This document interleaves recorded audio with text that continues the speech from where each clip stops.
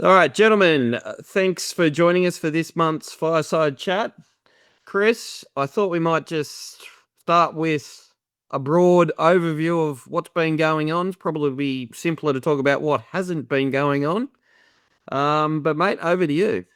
Yeah, sure, Robert. Yeah, you're right. I mean, there's plenty going on. So look, the last, couple of weeks, I think probably the main thing, which has actually pushed everything else that was front and center back to the back page of the newspaper, if you want, from an analogy perspective. So primary thing has been really the flashpoint in relation to Israel-Iran, which has dominated headlines over the last week or so. Obviously, we had escalation, exchanging of missiles and the like, and we now have what appears to be a ceasefire agreement in place. Though both parties did take that upon themselves to utilize all of the hours remaining in the ceasefire arrangement, which annoyed President Trump. But that seems to be to have de-escalated the events of Israel-Iran. The main way that played out in markets is obviously in relation to the oil price, with the oil price ratcheting up about $20. And that was mainly due to threats from Iran regarding the Strait of Hormuz, which is the main shipping lane for oil and gas out of the Middle East. So that was the main flashpoint. The rest of the markets, I think if you ignored the oil price, possibly wouldn't have seen it or noticed it, to be honest. I mean, equities sort of continued marching ahead. Bonds reacted a little bit on the day of the flashpoint, but outside of that, there wasn't too much in it. But what could have become a fairly messy conflict seemed to be disentangled fairly quickly, which is good to see, given there's two other conflicts still ongoing that with no end in sight. So that's sort of the front page, I think, of the conflict side of the equation. Outside of that, you've had the US budget situation being front and center, and ramping up, I guess, in the last 24 to 48 hours. It was sort of ramped up last week with lots of negotiations behind closed doors with regard to the Republican Party and getting buy-in, and came to a head over the weekend. Some interesting sort of tidbits of news. So that's the big, beautiful bill, Chris. It is the big, beautiful bill. Yep. Well, I heard it got through, yeah? Yeah, so the hard part was it trying to get the Republicans to actually agree to it in totality, given the Senate is owned by the Republicans, but it is a tight margin of safety, and there was a fair bit of dissension in the ranks of the Republicans. The Republicans agreed to it over the weekend, and the Democrats countered with a full reading of the bill, as you do these days in US politics, which took 16 odd hours or whatever it is. So that appears to have gone through, but details are still fairly light as to the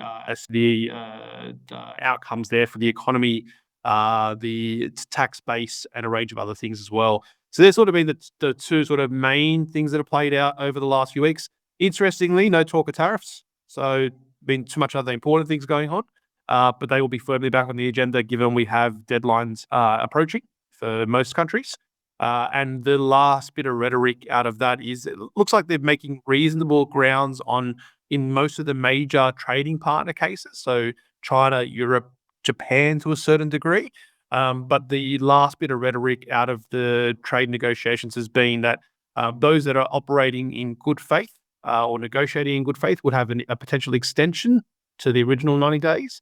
And those that aren't operating in good faith or deemed not to won't have an extension at all. So the 90-day will apply. So that'll be interesting as that comes due. But they're sort of the broad main factors that have played out over the last few weeks. Yeah, no, absolutely. So it's been action packed. So I think with the big beautiful bill, working its way through, I think it's probably a good time to actually just have a closer look at what actually is the US fiscal position. So basically the US has a government debt of around about 37 trillion. It's just mind-boggling, these numbers. We've got to get used to talking with T's rather than B's. 37 trillion, but that doesn't include unfunded liabilities.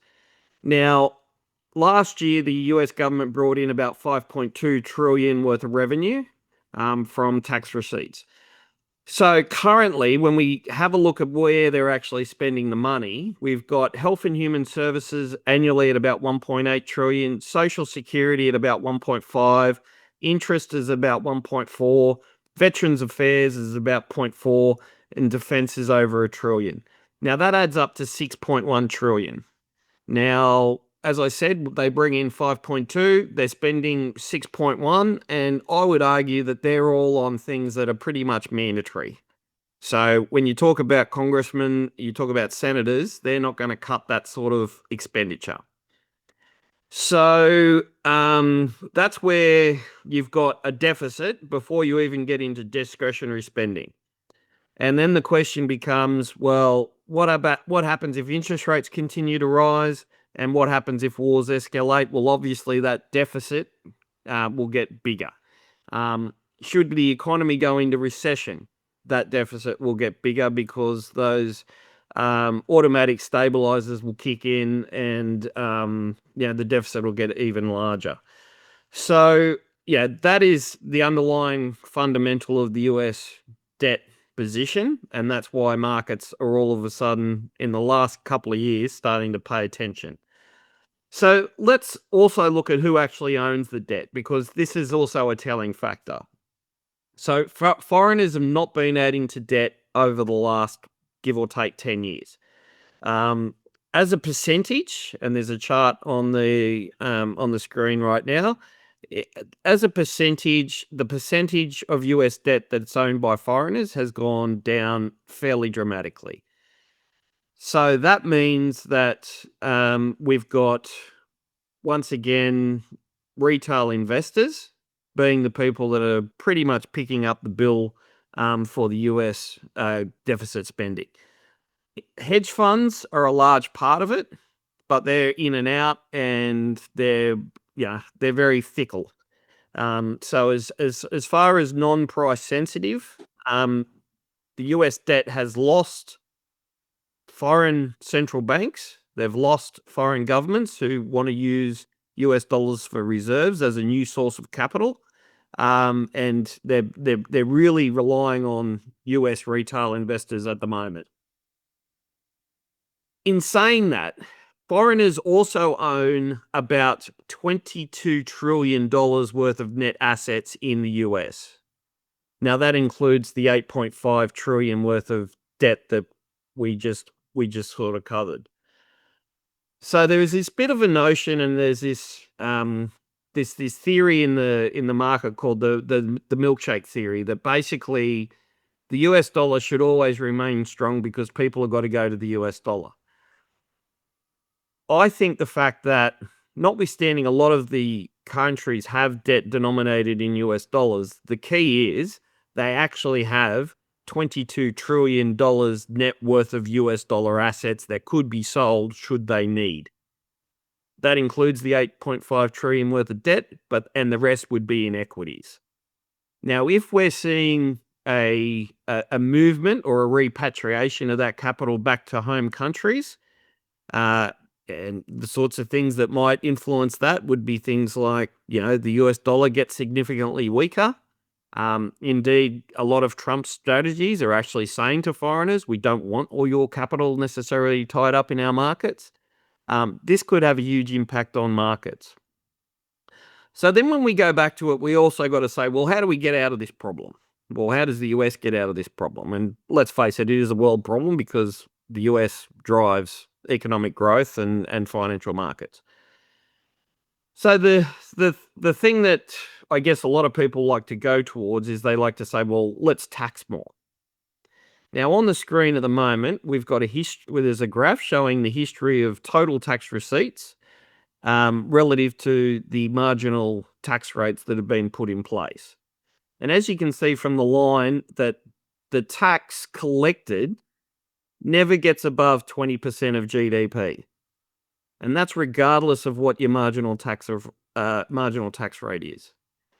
So for example, from 1940 to 1980, the US marginal tax rate at some points was as high as 90%. That's a pretty crippling marginal tax rate. Notwithstanding that, the total tax take never got above that 20%. And as you can see from that line on the bottom, it's pretty consistent. So regardless of what they do with tax, they'll never get more than 20% of GDP. And that's because people react, right? If your marginal tax rate goes up, people that have got the money they'll put in different structures, they'll take funds offshore, they'll work around it. So the question then becomes, if we can't tax more, what are they going to do? And basically throughout history, what has happened in the past is that they will inflate their way out of the debt. They will print money. Okay, so in saying that, if they print money, the last asset you want to own is government debt. So why would you want to lend money to the US government for 10 years at 4.5% if you know they're going to print money? And basically, this is one of the things that's happening in markets at the moment. So a lot of people expecting bond rates to go down, they've been going up. On the screen at the moment, and I've spoke about this in the past, to me, the big correlation break was a couple of years ago when gold broke away from the real level of interest rates. This is a massive change, and this is a new paradigm in how markets are behaving. So long story short, the suckers at the table are going to be retail investors that own government debt. And what we're doing inside our portfolios is making sure that over the long term, that's not the case.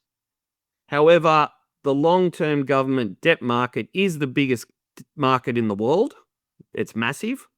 So if you've got clients who are in big industry funds, big index type structures, they will own a lot of government debt. So the risk you're running is, if you're not adopting the Chartreux way of investing and you're just doing business as usual, your clients have got a large amount of their wealth tied up in an asset that in real terms will lose a lot of value over the coming decade. And this is playing out in front of us. It's all there to be seen. The people who have got the nows, the central banks, the institutional money, they're all showing you what to do. And as usual, it's the retailers that, and let's face it, whether it's when you default on a debt, whether it's basically through inflation or having to pay it off, they've got to take money from someone, whether that's nominally or in real terms. And that's all inflation is. It's a secret tax. It's taking it away from people so they can give it to someone else. And the trick is, you got to make sure you're not someone they're taking it from. It's a tried and true playbook. It's happened many times in the past, and it's going to happen again. So from that perspective, this is one of the key trends that people have to be across. And to be honest, a lot of the other stuff is really noise, because if you get this wrong, there'll be major implications for the real value of your client's wealth. So I've got a lot of stuff on Swan. There's a lot of information out there. There's, even if you just jump on YouTube, there's people like Luke Groman, Lynn Alden, doing fantastic work around this stuff. Ray Dalio's made it, his call in life to actually be making people aware of what's going on. So this is not a fringe view. It's very mainstream. And it's basically cognizant on you as an advisor to make sure that you're protecting your clients. So what we might also do, Clint, is we might also spend a bit of time talking today about equity strategies. And we've been talking in the past a lot about valuations, how they're heady valuations, et cetera. How do we get more protection within the equity strategies that we're managing, without necessarily getting out of the equity market full stop? Yeah, obviously equities are important, as you've said, for everyone from both growth point of view and distribution point of view. So just looking at a couple of the ones that we actually have in the portfolios. One that a lot of people are familiar with is Gyrostat. So those guys are out there. Basically, they've always got a protection mechanism in place. They're buying risk in that sense. And some people, when we're talking about this sort of stuff, are always worried about underperformance and things like that. From my point of view, it's when the markets do drop 10, 20%, and these things might only be up 1 or 2%. I'd prefer to have that discussion with the clients than explain why they're down 20%, and vice versa. When the markets are up 20%, these things might only be up 16. I'm okay with that as well. So Gyrostat is in some of our more conservative portfolios. Those guys, if we take a step back to March, when I guess the last lot of volatility presented itself and the markets were down, for the March quarter, the markets were down, or ASX 100 was down 2.95%. Just for the 1 month, the market was down 3.3%. And for that same period of time, that 1 month period, markets were down 3.3%. Gyrostat was up 3%. And in the 3 months, the markets were down 2.95%. Gyrostat again was up 3%. So we haven't given anything away over that same period of time. And if we do tick it out for a little bit longer term, as at March, Gyrostat was up 9.65 versus the market at 7.61. So those guys are very different from a lot of our other guys out there. They're actively looking at those risk overlays to protect your money and the client's money.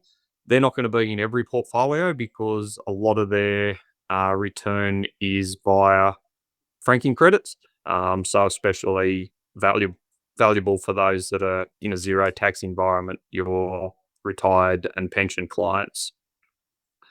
Another method that we often have in there, especially our look at Australian share growth, we have some long, short portfolios in there. So Australian Eagle, Sage, etc., etc. These long, short, they all have different methodologies. The simple one I use to explain to clients is they'll find two investments that are similar pairs, BHP and Rio. They might say they like BHP, they don't like Rio. So they will buy BHP and they will short Rio. So expecting that in an up market that BHP is going to outperform Rio, but in the down market, Rio is going to lose a lot more than BHP. And therefore the profit that they make on the short on Rio will offset any losses on BHP. And again, these guys performed very well in that last period of volatility. For that, the 3 month period when the market was down 2.95%, Australian Eagle was up 1% for that period, and Sage were up. Actually, Sage did about the same as the market. For the 3 month period, Australian Eagle was up 5.38%, and the market was down 3.3%. So they've done really well. And if we do extend it out to current end of May 2025, Australian Eagle is up 15.8% and the market is up 13%. So even though they do employ these strategies, that doesn't retard the performance. With any of these, though, we are still reliant upon the market, the manager actually making the right call. Yeah. If they do those long-short strategies and Rio outperforms BHP, then they've made the wrong call and they're going to get it wrong. So with any investment, it's going to be in the hands of the manager, and that's who we need to do all that due diligence on and get confidence that they know what they're doing. And a more mainstream strategy that we have employed is we do have a lot of value-oriented managers in the portfolio as well. So we're looking at reasonably priced companies that might be under their intrinsic values to add those to the portfolios with the expectations that if the markets fall, some of those higher growth investments out there are going to fall to a much greater extent than those value portfolios. And then obviously in the more conservative portfolios, we might have a look at some of the income oriented strategies. One that's gone really well there previously is Talaria in the international income, where those guys will, for example, if they wanted to buy Apple, they'll do their valuations, determine what the price is, and then they'll buy puts to generate an income for the investor. And then if the investment does fall over that period of time, they are happy to execute those puts and take on the underlying investment. But they're generating income for clients in a much different manner than what you will normally find. And long term, expectations around those guys has always been around that 8 to 9% mark. Don't get me wrong, they are a long holder of equities, but they just do it in a much more, I guess, sensible manner, buying them at only at what they want to pay for them. Well, I guess it's a different way, yeah? A different way, yeah. They're all different, all these strategies. And again, it is all just relying upon the expertise and the skills of the managers. Yeah, no, absolutely. So, Chris, I might get you to just talk a bit more about this point that Clint's has sort of gone through. Focusing about, I guess, on a couple of issues. Firstly, the cost. So obviously, when we're sort of executing these sorts of strategies, the cost is going to be higher because there's more work involved and yada, yada, yada. And also in regards to how would these sorts of strategies compare to, say, just the overall market? So when everyone likes to sort of say, look, the market did this for the quarter. What are the sorts of things that impact upon that market return relative to the sorts of strategies Clint's just spoke about? Yeah, good questions, Rob. So with regard to fees, you're right, they are going to be more expensive. And that's because, particularly when they've got shorting involved, there's obviously an added cost and expertise required in doing shorting. And then with regard to some of the option strategies that Clint mentioned where they generate additional income, there's obviously more science behind the options and derivatives used in terms of the intricacies of doing them. And so funds in this sort of field do charge a bit more for doing so, or in contrast to a passive vehicle or a long-only active equity strategy where you're just buying stocks with market exposure. So there's definitely a higher cost attached to them. Obviously, with regard to their inclusion in the portfolio and our performance measurement, we are measuring them against net of fees returns. So we do incorporate that in terms of our selection criteria, but it is part and parcel of investing some of these strategies. Broad sort of the second question in terms of how these strategies, sort of what effects they would have on in a different market environment. It depends on the strategy in question. So with regard to a couple of the ones that Clint used, so if you're talking about a traditional long-short strategy, most long-short strategies are what we refer to as 130-30 or 150-50, which just means the long and short exposure I'm referring to there in terms of the numbers I'm providing. And so the intention of most managers in the space is to have a beta of 1 or a market exposure of 1. So they are targeting roughly a market exposure. And in that respect, what you should expect from those types of strategies is they largely keep pace with markets on the upside. They could actually outperform because they do have a beta exposure of 1. But then the shorting kicks in on any downside. So you get the protection when that plays out. There is long-short managers also that have less than 1 beta. So what they do is they will obviously have a long and short approach, but they won't use all of the shorty to take their exposure back up to 1. So they'll actually keep their net exposure below 1. And we're sort of talking about a beta of 0.6, 0.7, 0.8. And so what you naturally get in a downturn is you get 10, 20% less downturn than you would in a long-only equity fund. And that is the benefit of those. Some of them have variable beta exposure, so they will adjust their beta through market cycles. And that really just depends on the stock fundamentals in front of them. So that's the long-short type of approach.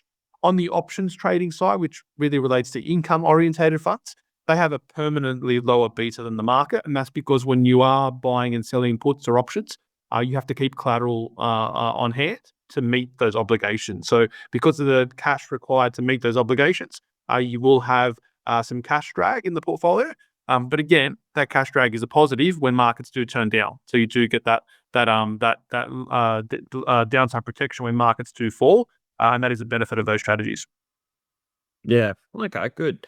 So when from a research perspective, what are the sorts of things that you're looking at when you're looking at these, I guess, these products that are, beyond the traditional buy and hold? Yeah, good question. So, like if it's long short, the long part of the book is how you would assess any other long only manager. So there's no real like nuances there. Shorting is a very odd skill set to have. When you think about equity investors, you meet an equity investor or a fund manager. They're generally optimistic people, positive people looking to generate high returns.